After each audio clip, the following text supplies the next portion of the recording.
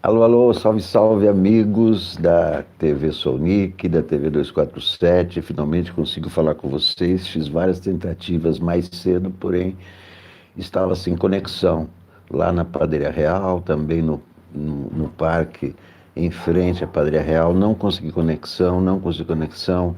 Entrei duas vezes no arco com transmissões muito curtas que não consegui completar. Peço muitas desculpas, não sei o que houve, problemas são do 4G e etc. Mas, olá, Salomão Cavalcante, finalmente aqui em casa consigo restabelecer a conexão com vocês, como fazemos todas as manhãs, lendo jornais, conversando, trocando ideias, refletindo para entender um pouco do que está acontecendo, porque o que está acontecendo aconteceu no Brasil.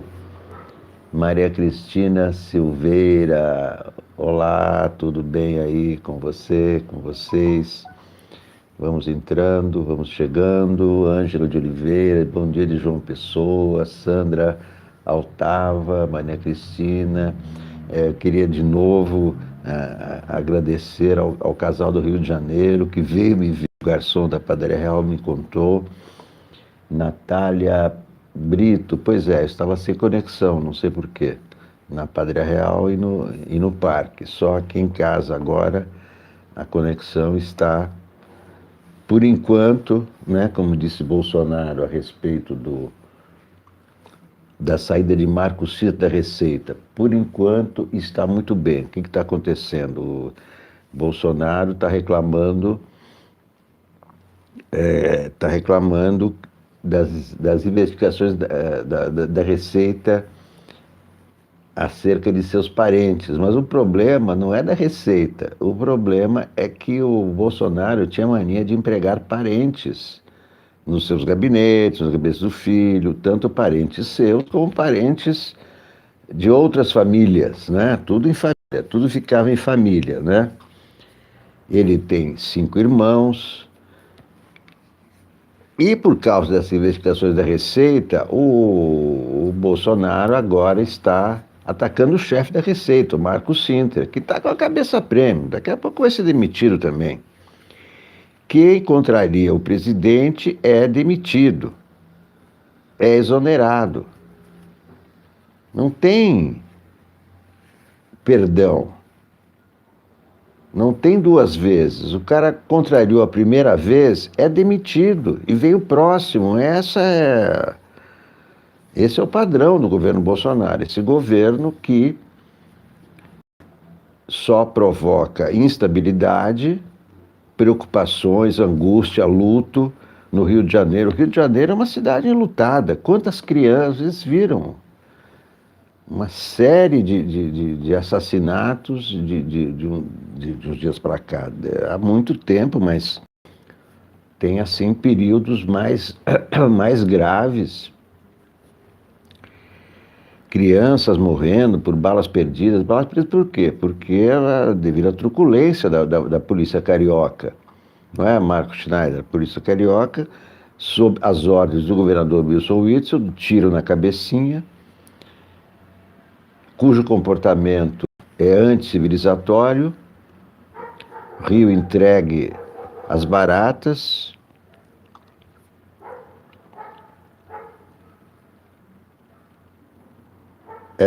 E o Rio de Janeiro é o cartão postal do Brasil. Agora então, que a guerra entre Estados Unidos e China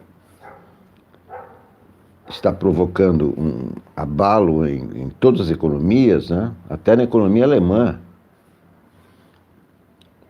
O Brasil vai ficar numa situação muito periclitante, porque tem esse alinhamento automático com o Trump, e por outro lado, a China é o maior parceiro comercial. As exportações brasileiras de soja, minério de ferro.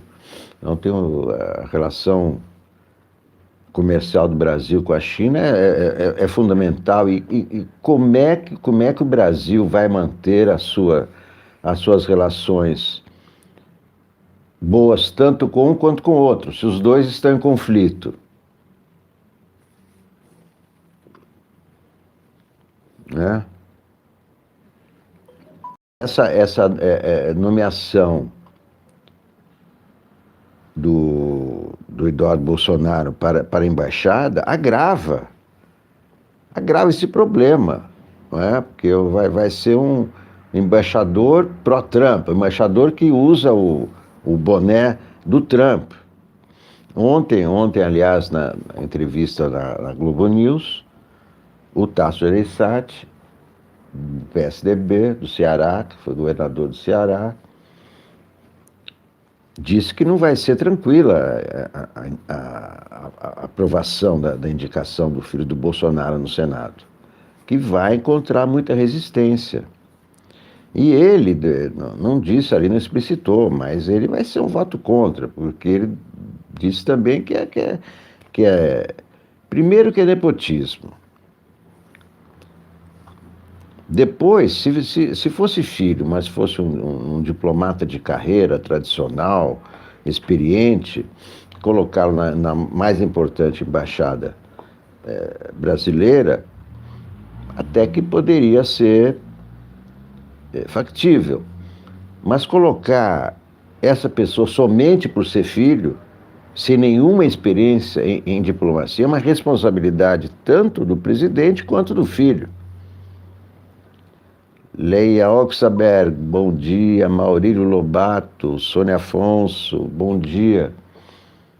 E que a responsabilidade do Senado será, se ele for aprovado. Não deverá ser. Eu não acredito que o Senado vai cometer mais esse erro.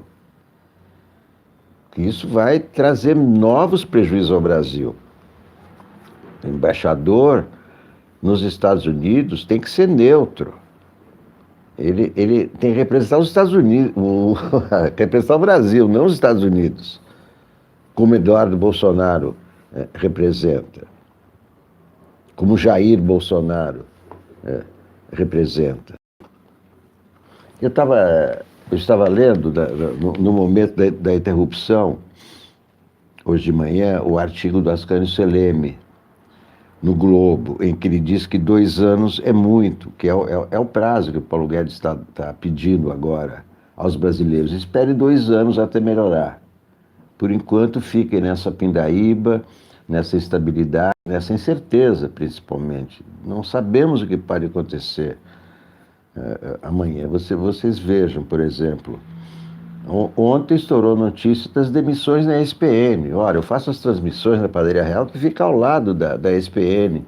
Convivo ali, muitos amigos meus foram demitidos ontem. Eu convivo ali com todos eles. Jornalistas importantíssimos, de relevo, importantes. Quer dizer, não foram demitidos por incompetência ou porque cometeram algum deslize, não.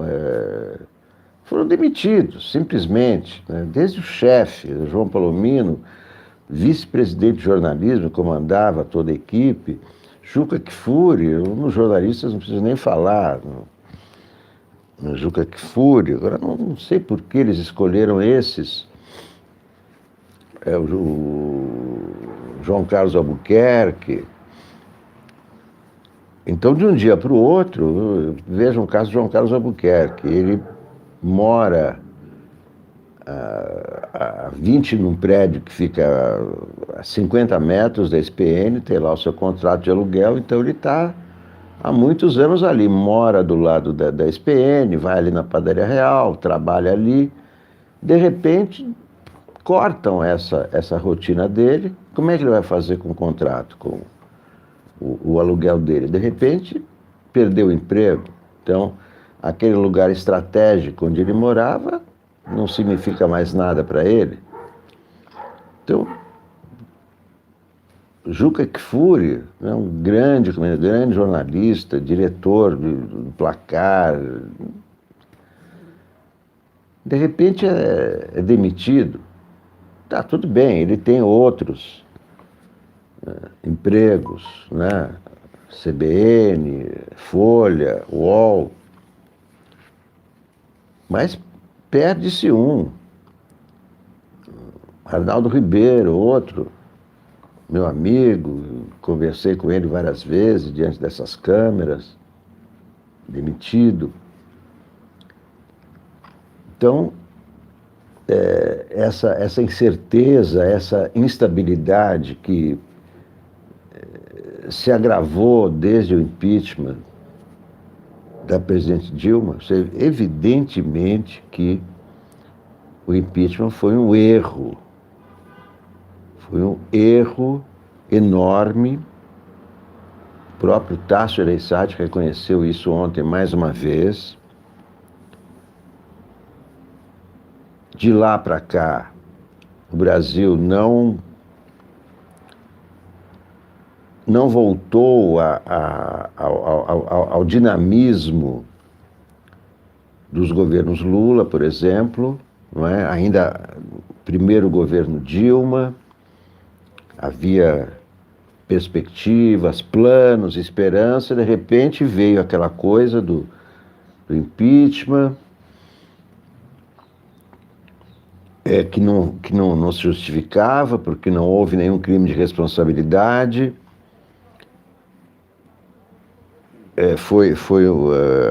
As forças reacionárias se uniram e resolveram encontrar um pretexto para derrotar o governo, com a promessa de que ia melhorar. Não, só piorou.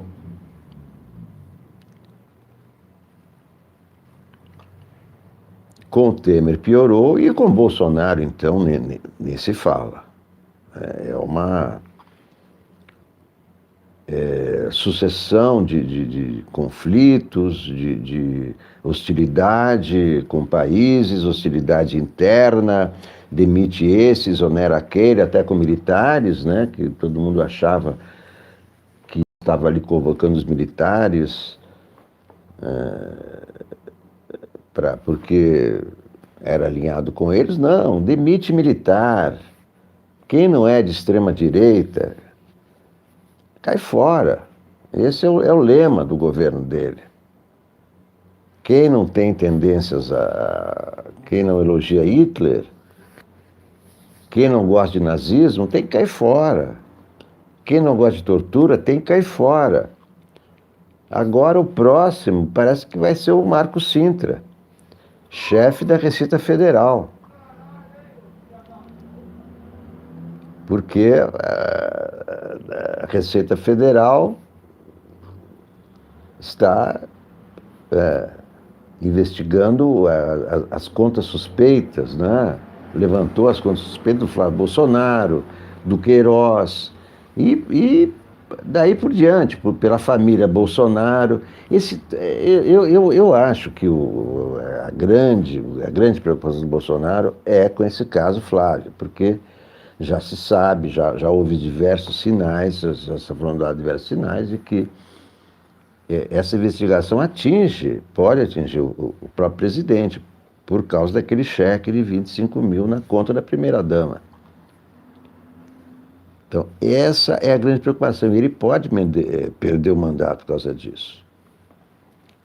Se por acaso aquele dinheiro entrou na campanha, pode perder o mandato, porque é um dinheiro do qual não se sabe a origem. Né? Um dinheiro espúrio, dinheiro suspeito. Dinheiro suspeito na campanha é cassação. E como ele está brigado com todo mundo, ou com quase todo mundo,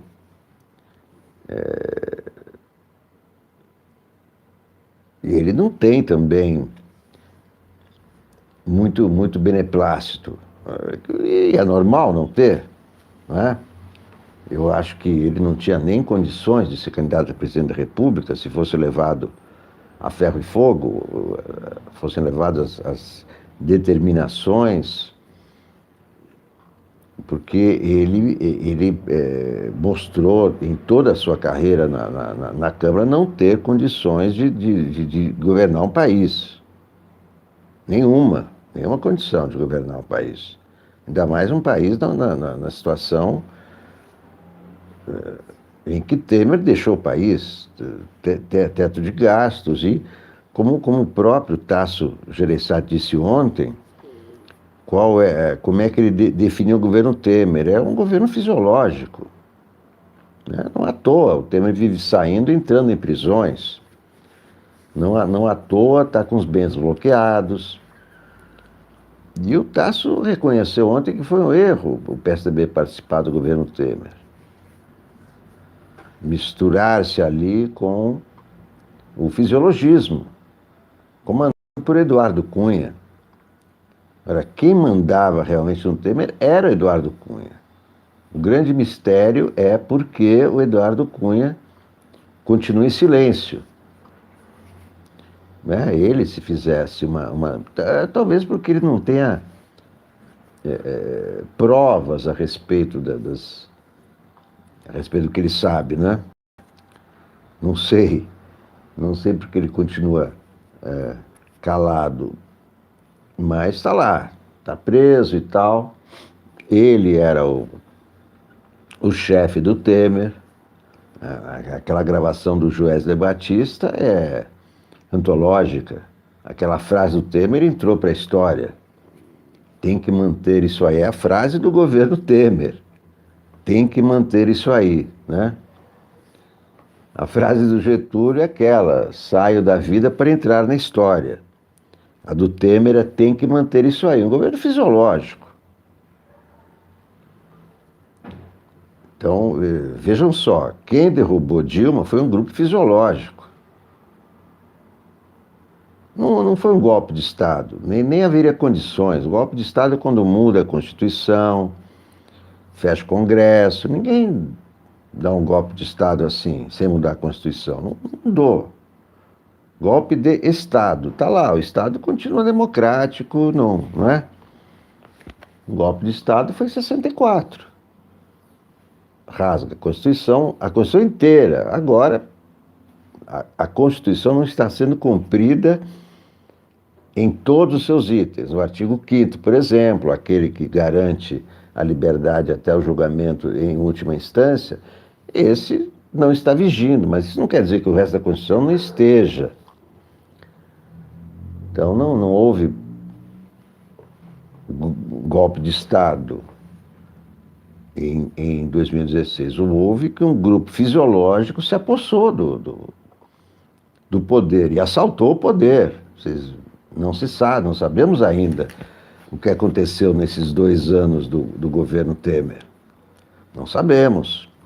A caixa preta do governo Temer não foi aberta, mas, pelo que disse o Tasso Gereissati ontem, a definição dele do governo Temer, do grupo Temer, é um grupo fisiológico.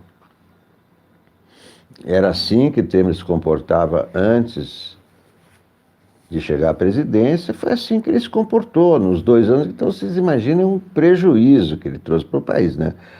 Prejuízos visíveis, como aquela reforma trabalhista e o teto de gastos públicos, né? Que está destruindo todos as necessidades sociais do país, né? O governo Temer causou prejuízos imensos. Então, o Tasso justificou ontem o impeachment com a alegação de que a Dilma estava destruindo o país. Então, não foi crime. Ele confessou que não era crime, que foi... Eles arrumaram um pretexto lá,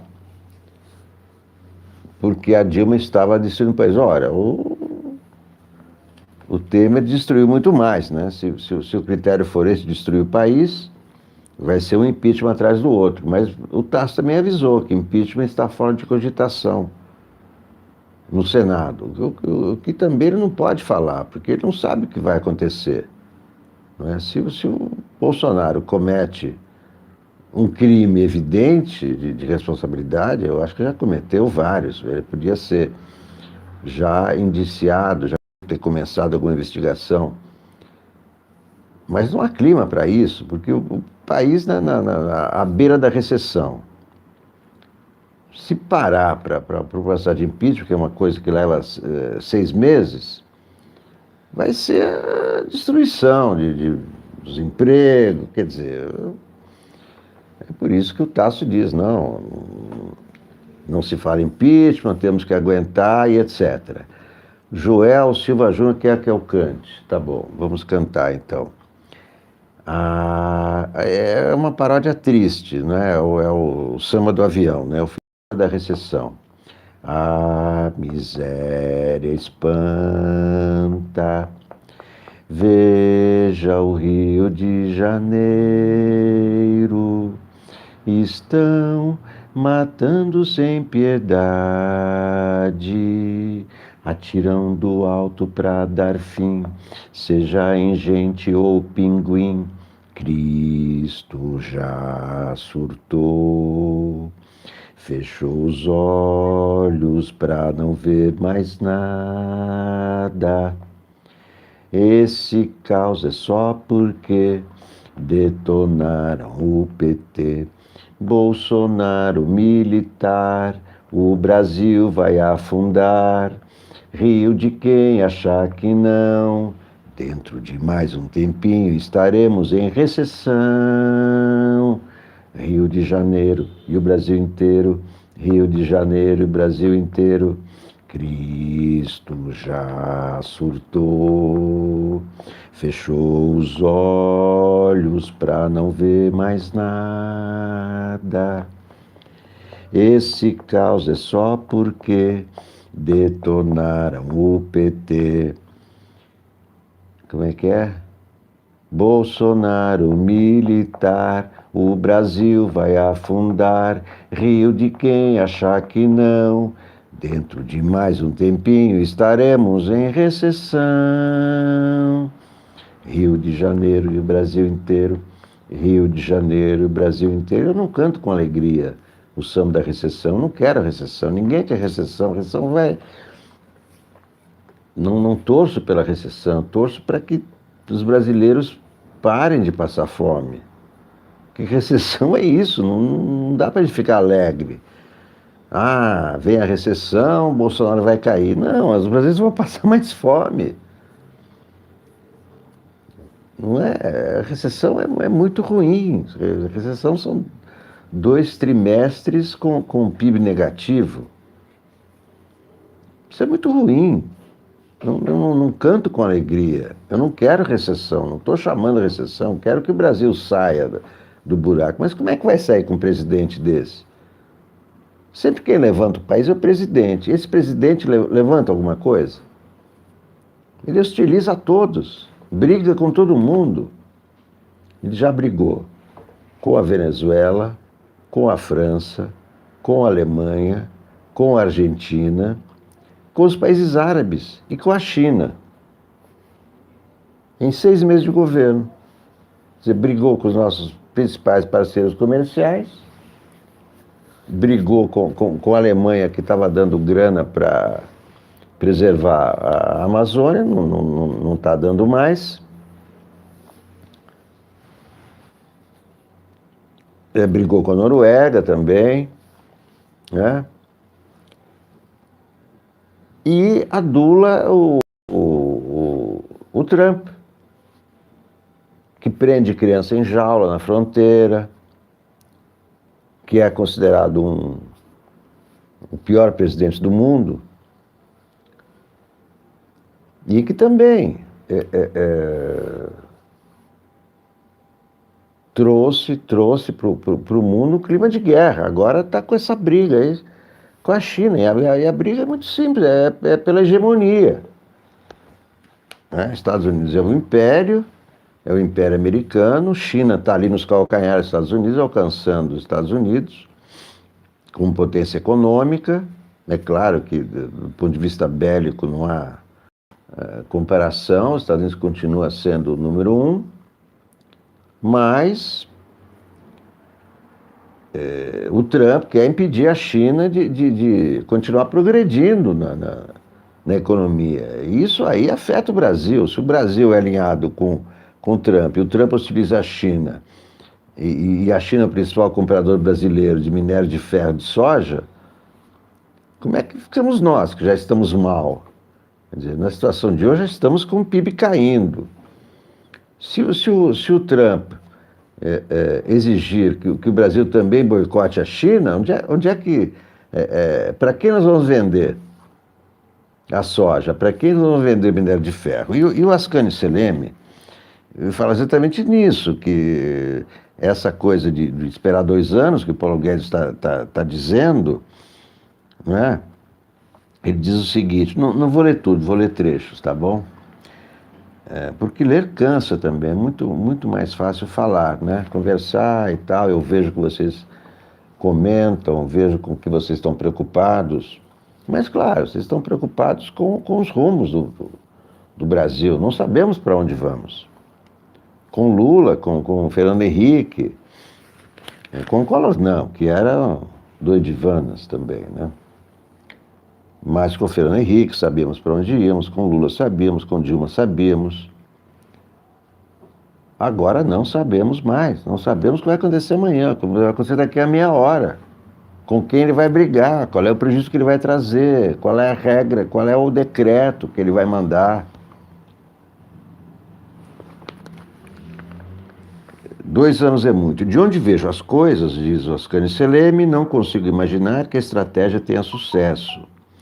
A política de choque permanente com a opinião pública de Jair Bolsonaro é uma das mais conhecidas receitas para o fracasso.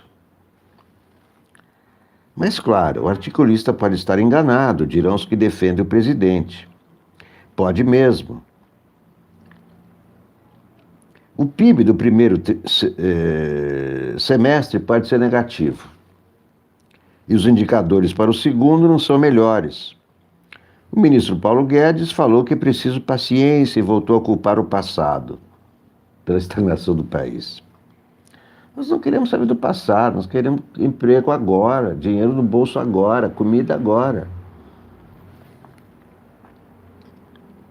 E pediu, nas suas palavras, 1 ano ou 2 para que as reformas sejam implementadas e o país deslanche.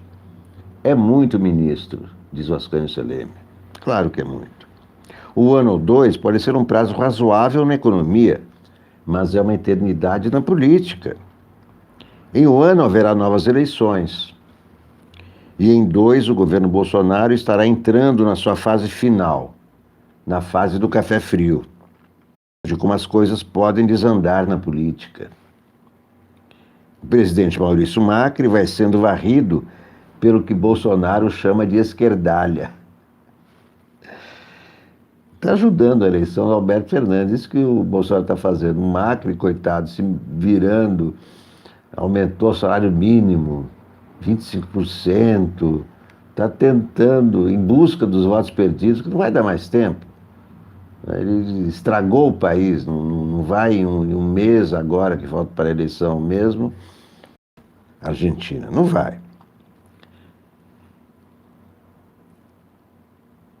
Então, a Argentina é um exemplo de como as coisas podem desandar na política. O presidente Maurício Macri vai sendo varrido pelo que Bolsonaro chama de esquerdalha, simplesmente porque não cumpriu o que os argentinos esperavam dele e o que ele havia prometido para os argentinos.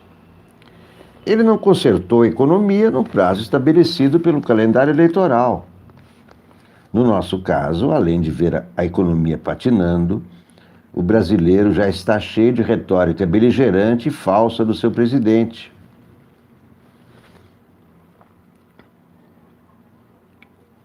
O compromisso de mudar a velha política virou fumaça quando o governo Bolsonaro bateu recorde de liberação de emendas parlamentares na véspera da votação da reforma e quando o presidente indicou seu filho para a embaixada nos Estados Unidos.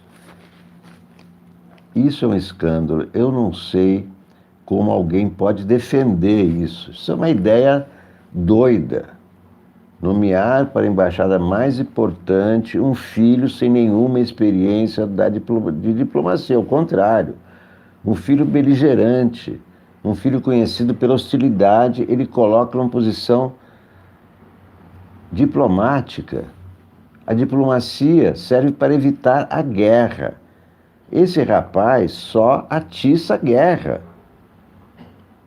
Ele que disse numa palestra que para fechar o STF basta um soldado e um cabo, e para ele é normal fechar o STF. Ele quis invadir a Venezuela. Então ele não tem perfil nenhum de diplomata. Não pode ser diplomata. O Senado não pode aprovar essa doideira.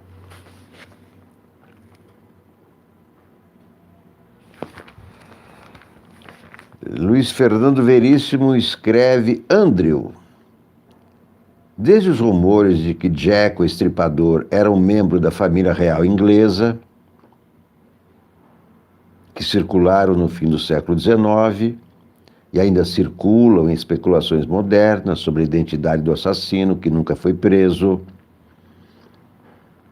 ninguém daquela augusta linhagem foi citado em crimes. Pelo menos não em crimes sérios, o que exclui os chapéus da rainha. E a roupa dela, quando ela aparece toda verde. Chapéu verde, a bolsa verde-limão, chapéu verde-limão, bolsa verde-limão, o taillé verde-limão, sapato verde-limão. É uma rainha verde-limão. Pelo menos não em crimes sérios, o que exclui os chapéus da rainha. Agora se sabe que o príncipe Andrew, duque de York, segundo filho de Elizabeth e Philip, oitavo na linha de sucessão ao trono da Inglaterra, durante anos foi amigão do bilionário americano Jeffrey Epstein, frequentando suas muitas mansões, andando no seu belo iate, viajando no seu avião particular e sendo apresentado às meninas, quase todas da chamada menor idade, que Jeffrey cultivava para o seu próprio uso e para suprir os amigos.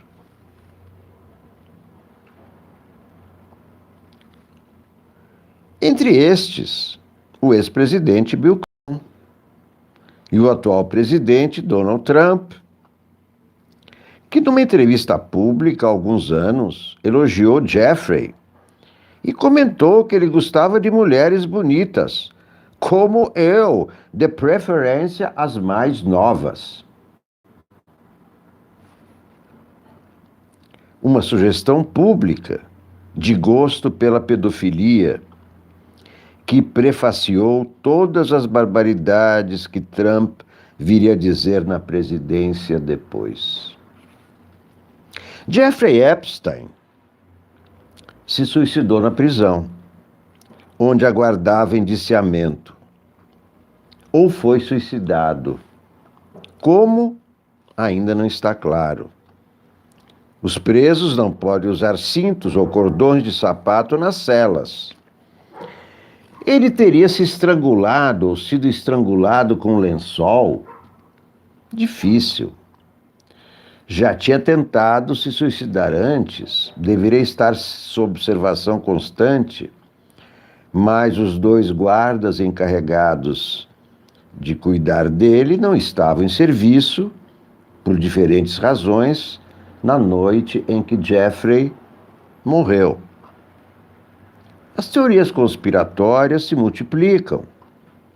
A quem interessaria a morte de Jeffrey antes que ele começasse a cantar, dar nomes e incrementar meio mundo no seu esquema de favores? A julgar pela quantidade de gente importante e ligações poderosas no caderninho do bilionário, incriminar meio mundo não é exagero. Meio mundo deve ter respirado aliviado com a notícia da sua morte. Andrew não tem com que se preocupar. Dormir com menininhas não é assim como eviscerar mulheres.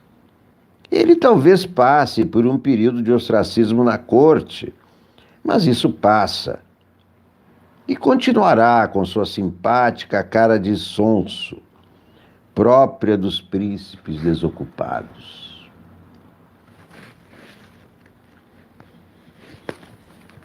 Esse é o Luiz Fernando Veríssimo. Andrew. Antigamente havia aqui um sal de Andrews, não sei se ainda existe, era uma espécie de Alka-Seltzer. Punição a juízes e procuradores. Câmara aprova texto que amplia abuso de autoridade.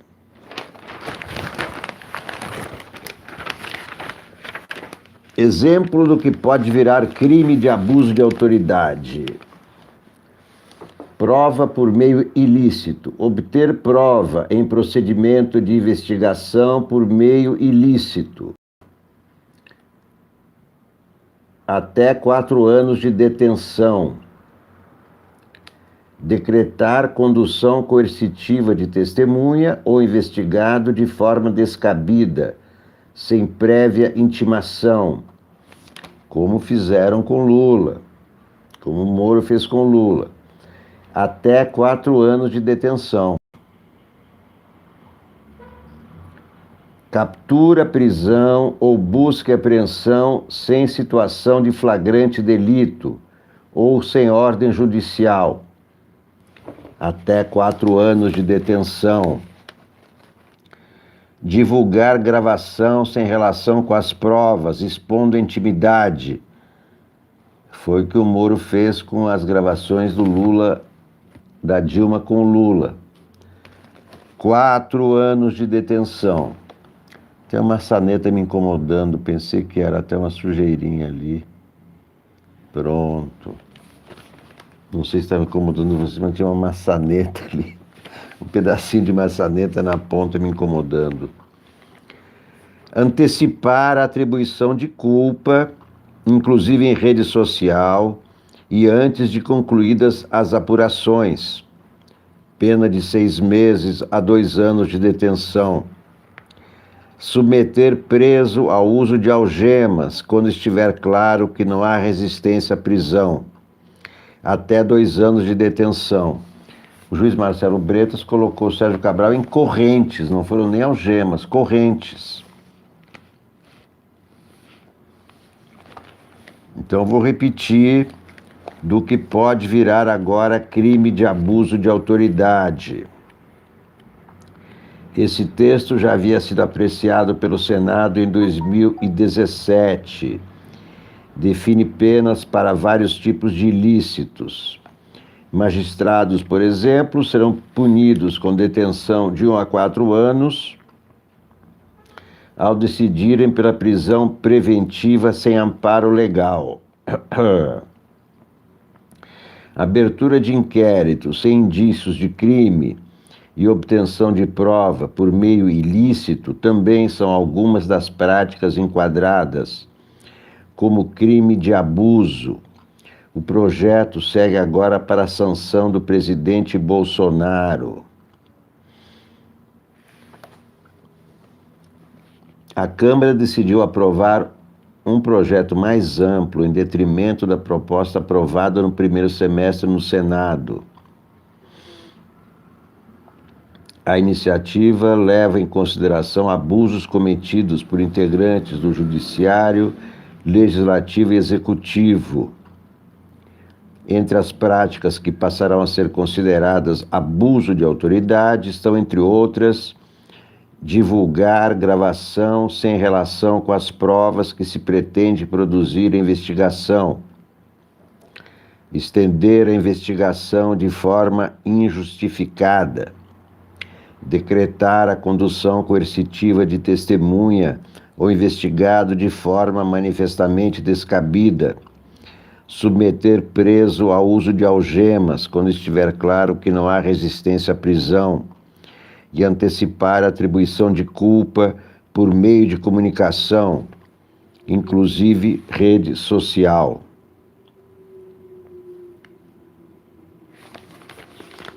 Muito bom. Muitos desses abusos foram cometidos em relação a Lula. Se essa lei existisse, Moro poderia ser preso, porque decretou condução coercitiva sem antes sem que Lula tivesse faltado alguma intimação, divulgou grampos com trechos, com diálogos que não tinham nada a ver com investigação.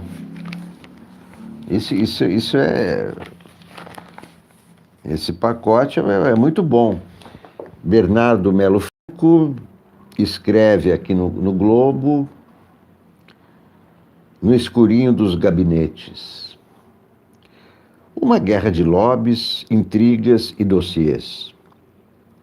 Assim está a disputa pela Procuradoria-Geral da República, porque a disputa é importante porque cabe ao procurador iniciar uma investigação contra o presidente da República. Depois, claro, ele manda para o Congresso, manda para a Câmara. Vocês lembram, no caso do Janot. A partir daquela gravação do Tem que Manter Isso Aí, o Janot abriu um inquérito contra o presidente, só que governo fisiológico, Temer comprou os votos e ficou livre. Como o governo comprou os votos da Previdência. Então, uma guerra de lobbies, intrigas e dossiês. Assim está a disputa pela Procuradoria-Geral da República. Desde que Jair Bolsonaro sugeriu que não seguiria a lista tríplice, a corrida se deslocou da superfície para os subterrâneos de Brasília. No escurinho dos gabinetes, vale tudo pela indicação presidencial. A confusão foi gestada pela procuradora Raquel Dodge. Impopular entre os colegas, ela desistiu de disputar a eleição interna. Depois informou que estava à disposição para um segundo mandato, com apoio velado de figurões do Congresso e do Supremo. A atitude encorajou outros candidatos a correr por fora da lista. Até o início da semana, Augusto Aras despontava como favorito. Ele apostou em outro tipo de padrinho, o ex-deputado Alberto Fraga, prócer da bancada da bala e amigo do presidente. Delegado, truculento, insuportável. Aras fez de tudo para se mostrar alinhado a Bolsonaro. Elogiou o presidente, esbravejou contra a ideologia de gênero e atacou o MST. Quando sua indicação parecia certa, deputados do PSL descobriram que ele não é bolsonarista desde criancinha. Agora o procurador tenta se explicar para os caçadores de comunistas. O bombardeio contra Aras reacendeu as esperanças de outros candidatos com perfil conservador. Entraram no páreo Paulo Gonet, ex-sócio de Gilmar Mendes, Bonifácio de Andrada, filho de um ex-deputado do PSDB, e Alcides Martins, eminência na maçonaria. Bolsonaro já disse que opiniões sobre armas, meio ambiente e reservas indígenas vão influir em sua escolha. O risco é que esses temas sirvam de cortina de fumaça para a indicação de um novo engavetador geral. O próximo PGR terá poderes para investigar ou blindar o presidente e seus ministros.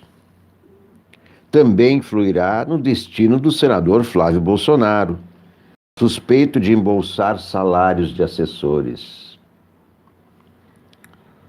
Por sinal, o 01 tem sabatinado os principais candidatos à cadeira. Não é possível. O modelo de lista tríplice tem problemas, mas joga luz sobre os concorrentes.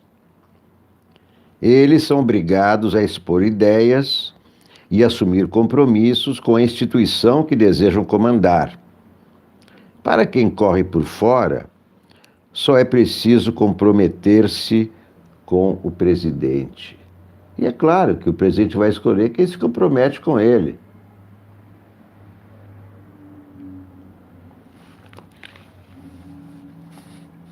PGR, Bolsonaro adia escolha e avalia interino.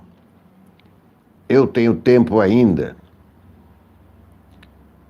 Está difícil a escolha. Tem muitos bons nomes, afirma o presidente. Mandato de Raquel Dodge termina dia 17 de setembro.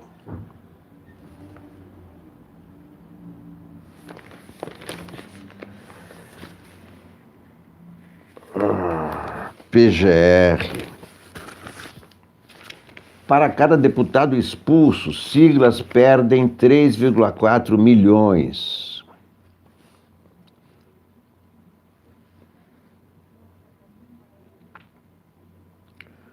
E olha aqui a notícia publicada pelo próprio SESC. Presidente Bolsonaro inaugura a escola do SESC no Piauí, com o nome dele. Com a presença do presidente da República, Jair Bolsonaro, foi inaugurado ontem, 14 de agosto, no município de Parnaíba, mais uma escola do Serviço Social do Comércio, construída com aproveitamento e a recuperação de um prédio histórico que estava abandonado, chamado Miranda Osório. A nova unidade educacional do SESC terá padrão militar.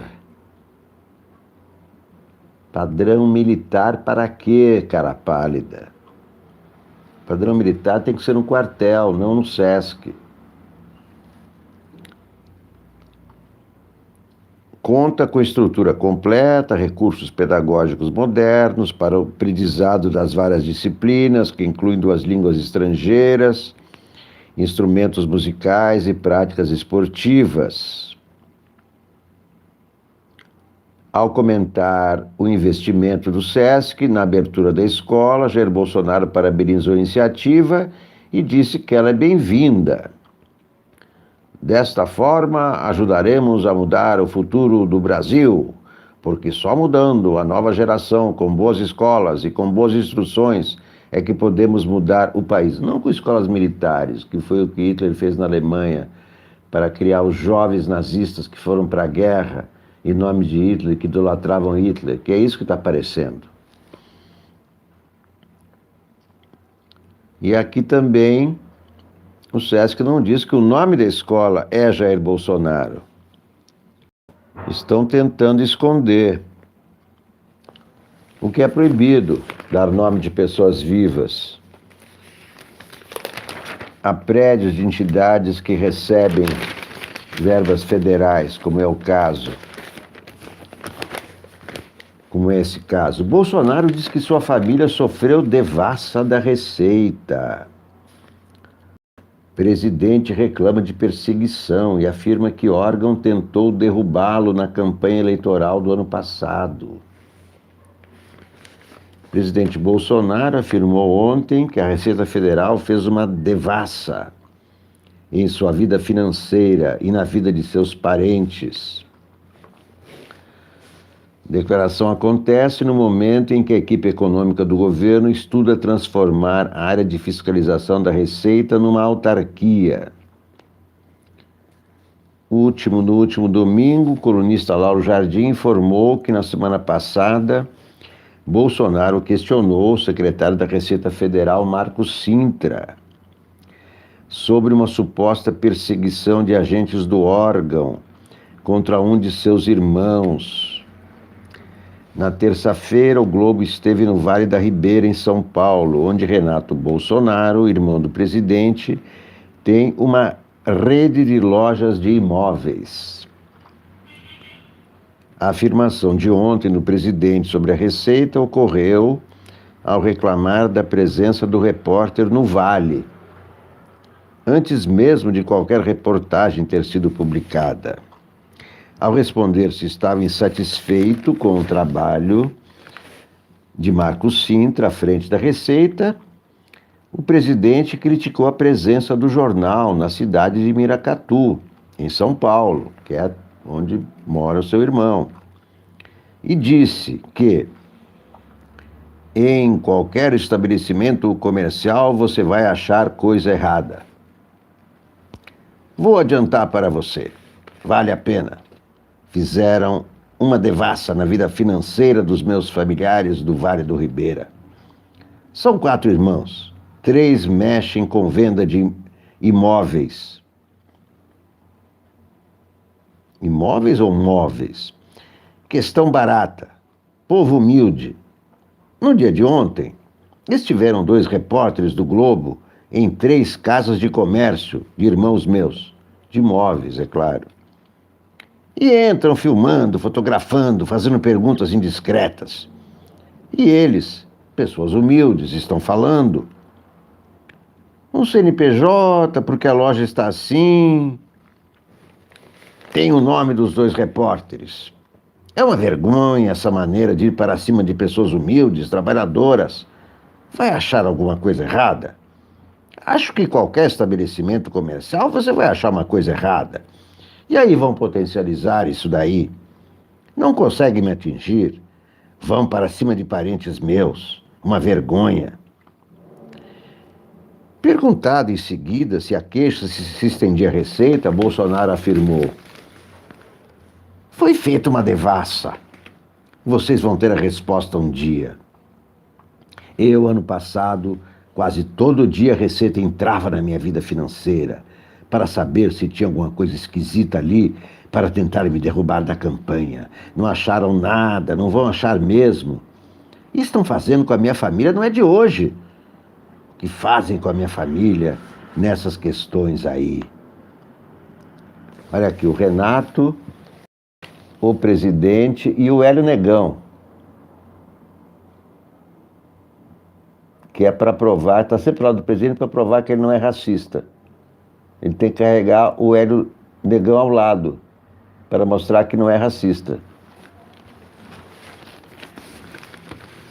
Então, a devassa em relação ao Pedro Bolsonaro é respeito a Fabrício Queiroz, ao Flávio Bolsonaro, ao Bolsonaro, porque o clã Bolsonaro empregava toda a família nos gabinetes e eram funcionários com graves indícios de serem funcionários fantasmas, que não compareciam ao trabalho, devolviam 90% do dinheiro ao gabinete e ficavam com uma pequena parcela, mas sem ter compromisso nenhum. E isso aconteceu com 102 pessoas contratadas pelo clã Bolsonaro. E como muitos são parentes do Bolsonaro, eles foram investigados pela Receita Federal. Não foi uma perseguição.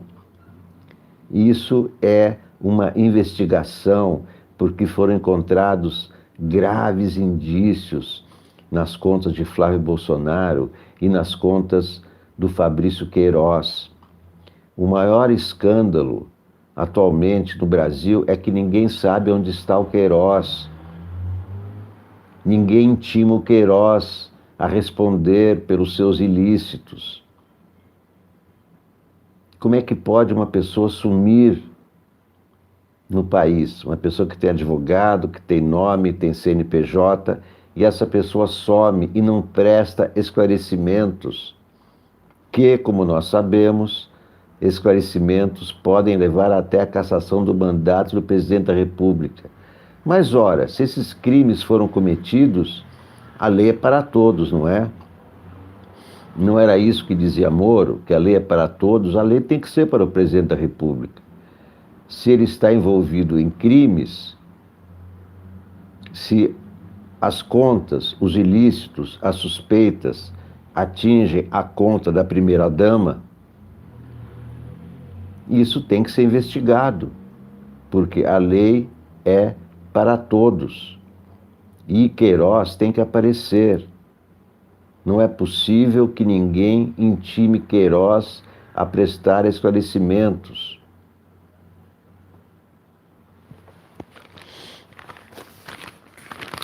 Vamos ver a Folha de São Paulo.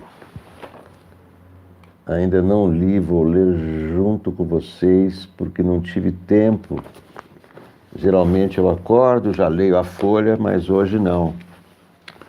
Saí correndo, depois problemas com a conexão no parque, na Padaria Real. Militar acusado de estupro na ditadura vira réu. Tribunal Regional Federal da Segunda Região aceitou denúncia contra o sargento Antônio Vaneir de Lima, acusado de sequestrar e estuprar uma presa política durante a ditadura. É a primeira vez que é aberto processo criminal contra militar por acusação referente ao período. Adolescente morre e bebê é baleado em ação da polícia no Rio.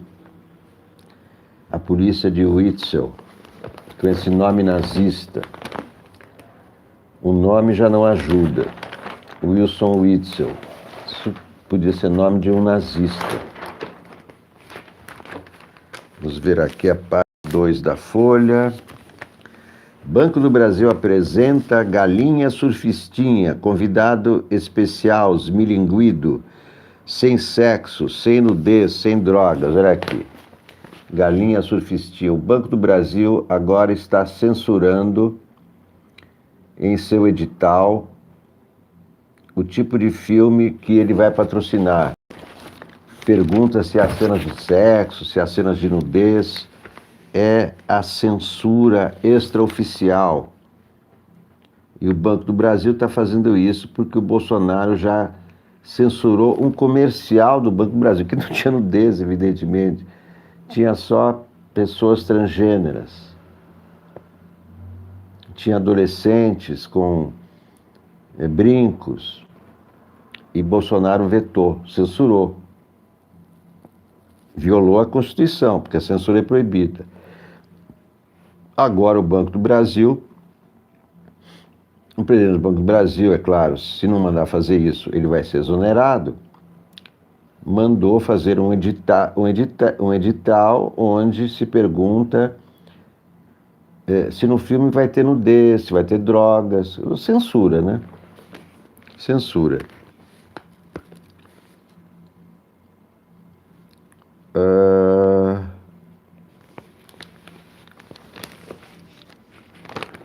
Bruno Bogacian. O ex-senador Romero Jucá deve estar com inveja. Em poucos meses, o novo governo pôs de pé um pacote para estangar a sangria e redefinir a atuação de órgãos encarregados de fiscalizar atividades financeiras. A ideia ganhou velocidade rara depois que os farejadores se aproximaram da família do presidente e de outras autoridades. Nas últimas semanas, o ministro Paulo Guedes anunciou a intenção de fatiar a Receita Federal e mudar a estrutura do COAF, que produz relatórios sobre movimentações suspeitas de dinheiro. A decisão do ministro Dias Toffoli de suspender investigações baseadas em relatórios detalhados do COAF, a pedido da defesa de Flávio Bolsonaro, lançou a primeira ponte. O freio nos inquéritos deu respaldo à articulação do governo para fazer mudanças no funcionamento do órgão, especialmente depois que o presidente do Conselho criticou o despacho de Toffoli. Marilis Pereira Jorge escreve: o Rio continua lindo. Em poucas horas, 6 jovens morreram no Rio. Morreram porque eram pobres. Da favela da Grota, da Maré, de Água Santa, da Tijuca, de Bangu. Não há nenhum indício até agora, no entanto, alguns foram enterrados acusados de serem traficantes. Mas, aqui do outro lado do túnel, a vida continua igual e o Rio continua lindo. É um resultado indesejado, disse uma das autoridades. O porta-voz da PM não vê fracasso em operações que terminam com a morte de inocentes. A polícia é para prender, não é para matar. Porque quando a polícia se arma a matar, mata inocentes, como está acontecendo no Rio de Janeiro, que não atinge o bandido, a bala vai para algum lugar.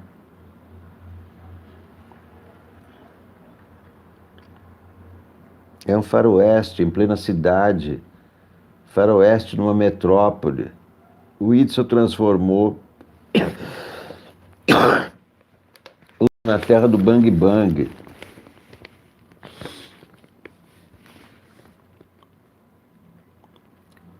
Renato Ortiz, professor do Instituto de Filosofia e Ciências Humanas da Unicamp, escreve: Nós e eles, Bolsonaro cria exílio em nosso próprio país.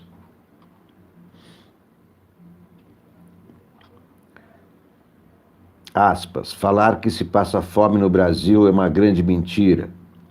Aspas, os dados da economia estão maravilhosos. Aspas, suicídio acontece, pessoal pratica, em relação à morte do jornalista Herzog.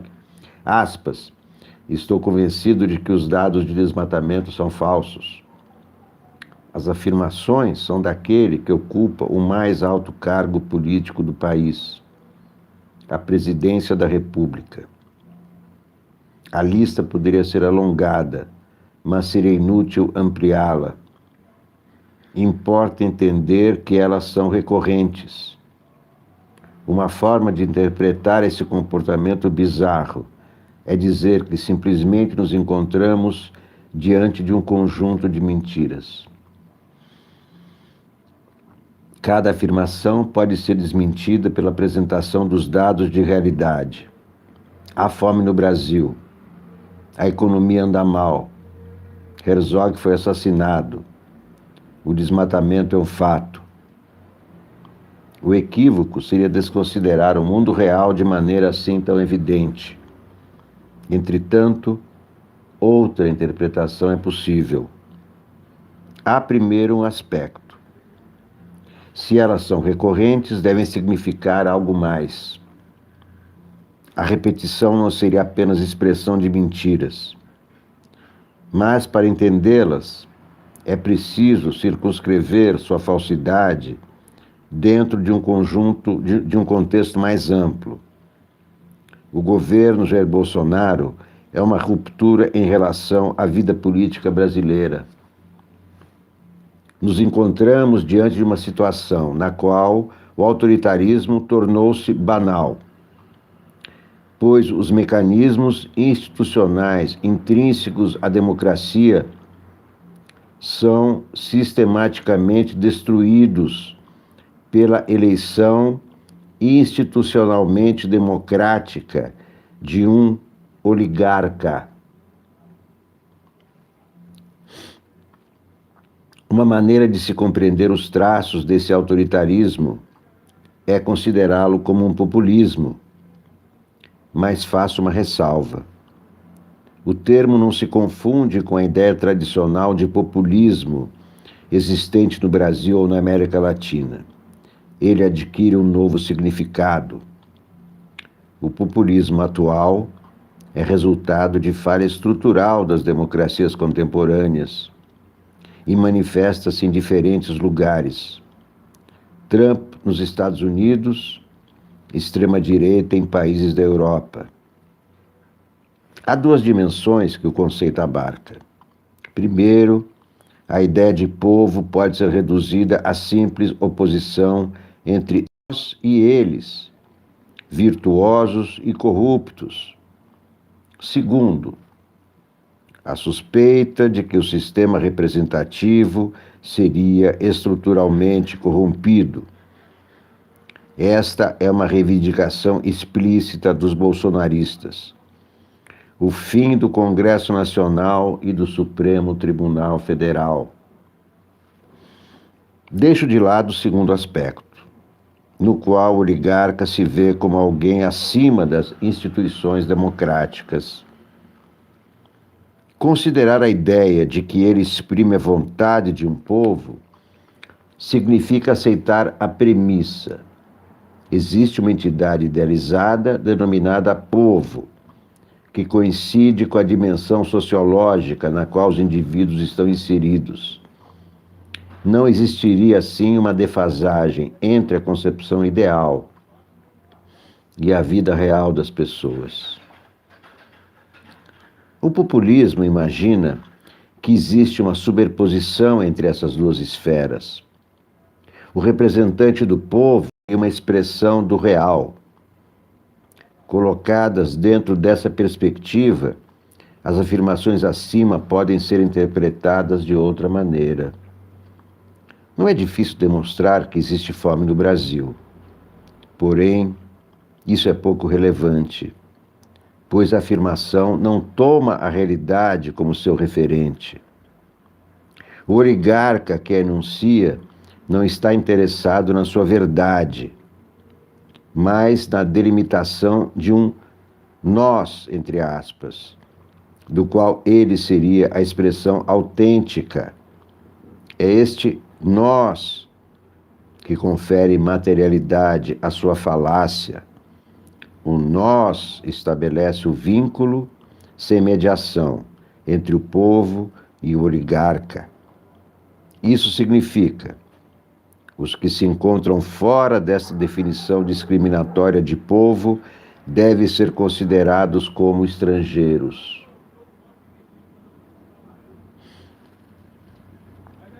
Os insultos e as agressões tornam-se elementos legítimos na luta contra a parte, entre aspas, malsã da sociedade.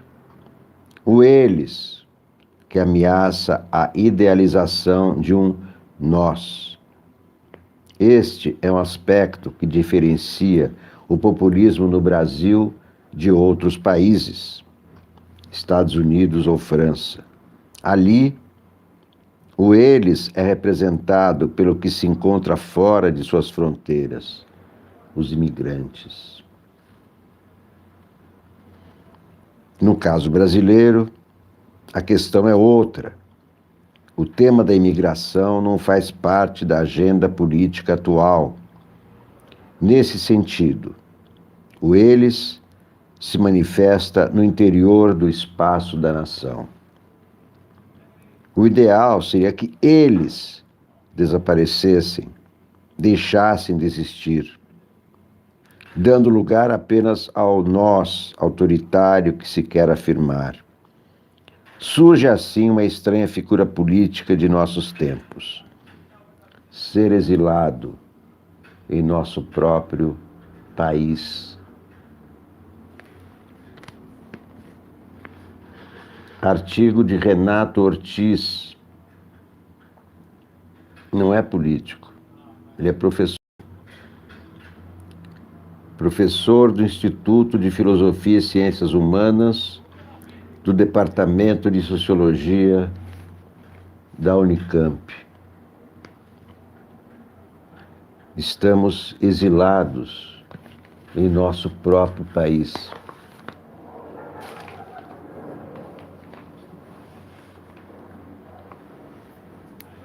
E submetidos a medidas autoritárias diariamente, medidas que encurralam as instituições democráticas, medidas que corrompem valores democráticos, corrompem o meio ambiente, corrompem a economia.